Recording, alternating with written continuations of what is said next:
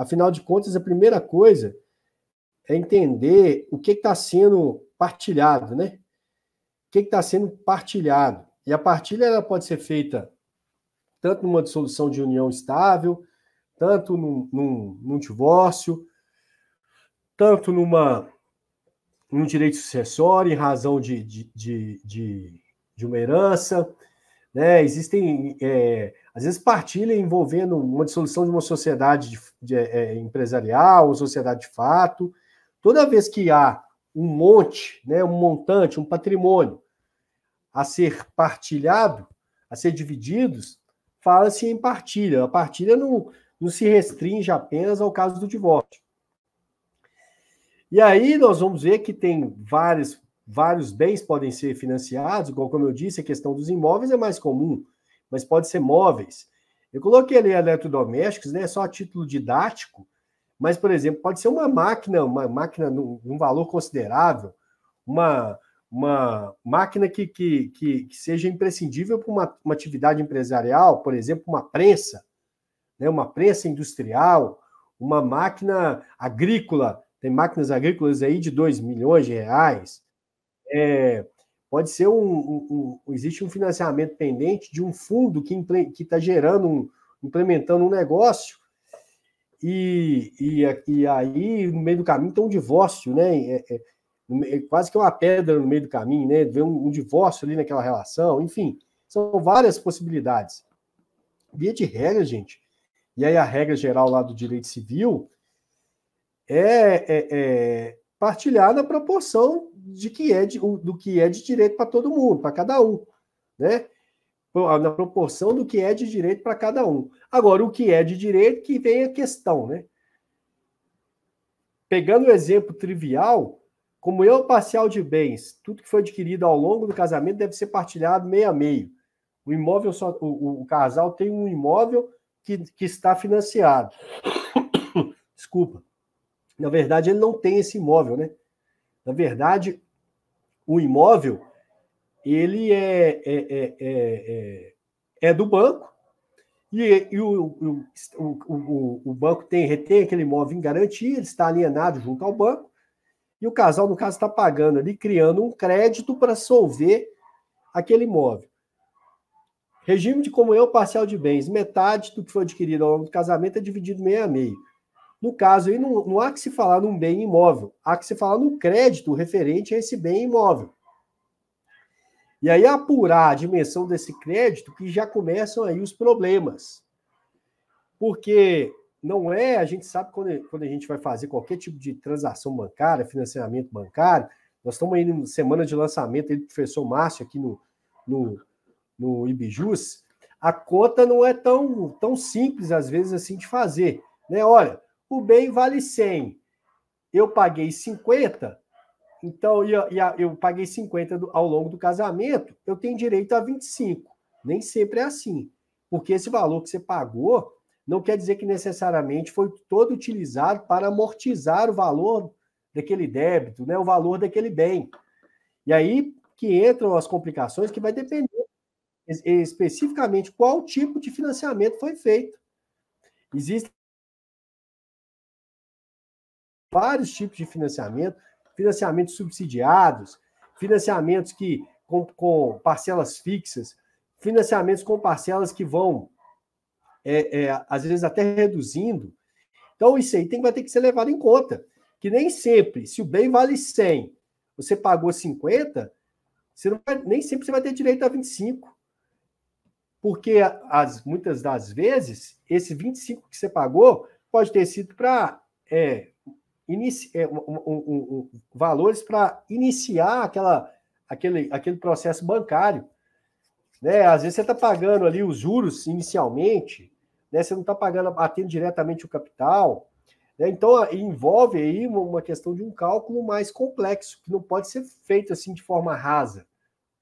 Tem que saber o que efetivamente desse valor pago foi efetivamente abatido no débito.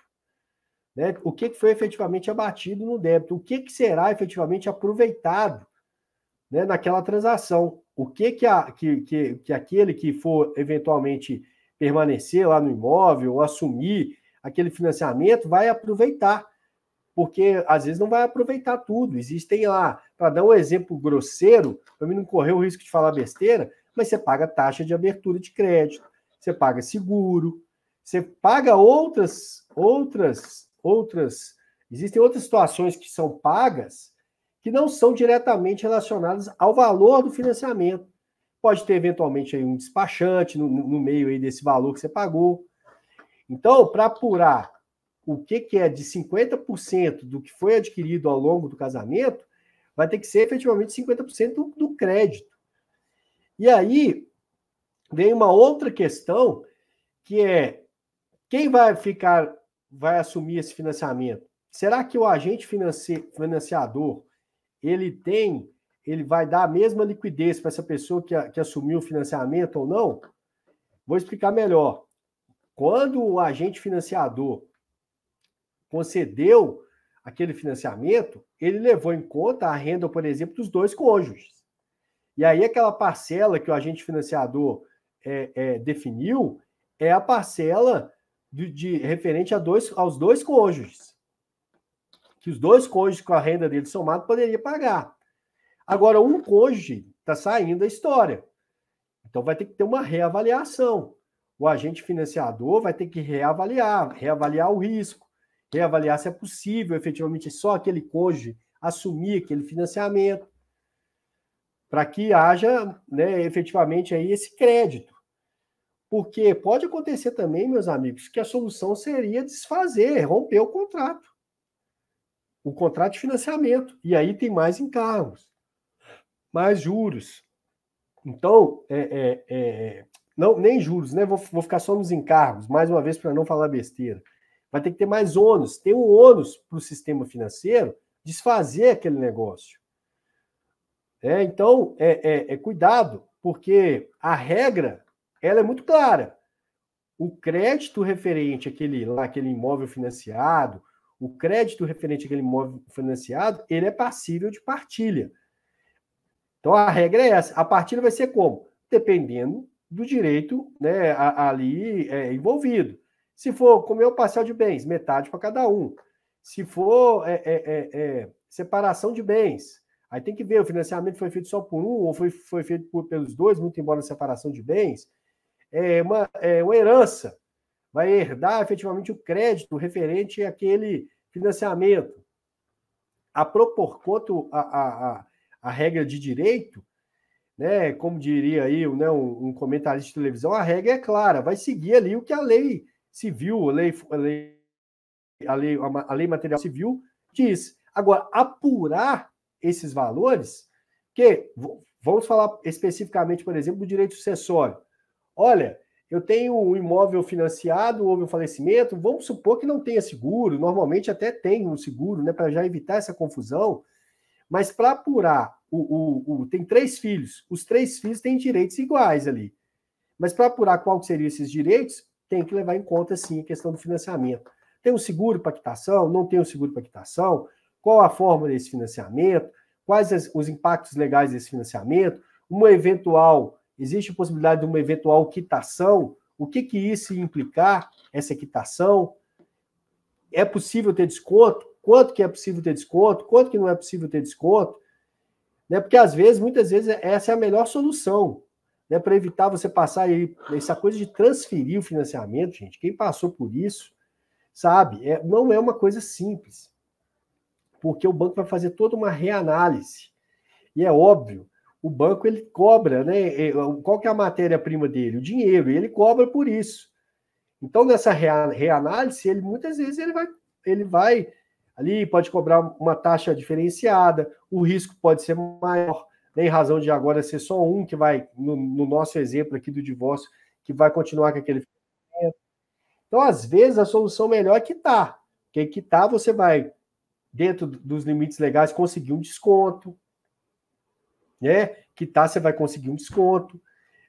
Quitar, você vai efetivamente liberar aquela situação, e às vezes até vale a pena, viu, gente? Você esperar quitar, dar baixa, se tiver essa possibilidade, e depois fazer o divórcio, né? E depois fazer a partilha, seja ela de qual for. Inclusive, você pode até fazer o divórcio, já falando isso, o imóvel será quitado dessa forma, né? Posteriormente, a quitação será transferida para fulano de tal, ou para ciclano, ou será vendido. Então, muitas vezes, não quer dizer que é o caminho mais fácil, né? Porque eu já escutei de uma pessoa, né, que problema que se resolve com dinheiro é fácil de se resolver, né? Basta ter o dinheiro. Né? Então, assim, esse seria aí um problema que se resolve com dinheiro. Só que é óbvio, né? Tem que ter o dinheiro. Se você tem o dinheiro para quitar, muitas vezes é a melhor forma. Mas se você não tem o dinheiro para quitar, você vai ter que lidar com essa eventual partilha. E essa eventual partilha desse crédito. E aí apurar esse crédito, que é a grande questão. É a grande questão. Quanto a ser devido ou não o crédito, concedido ou não, né, devido ou não esse crédito, os tribunais já estão bem consolidados nesse sentido. Né? A gente tem aqui decisão de 2024 do STJ, né? Tem decisões aí, país afora, aí, dizendo, inclusive, que se a pessoa estiver namorando, ela tem direito ao crédito.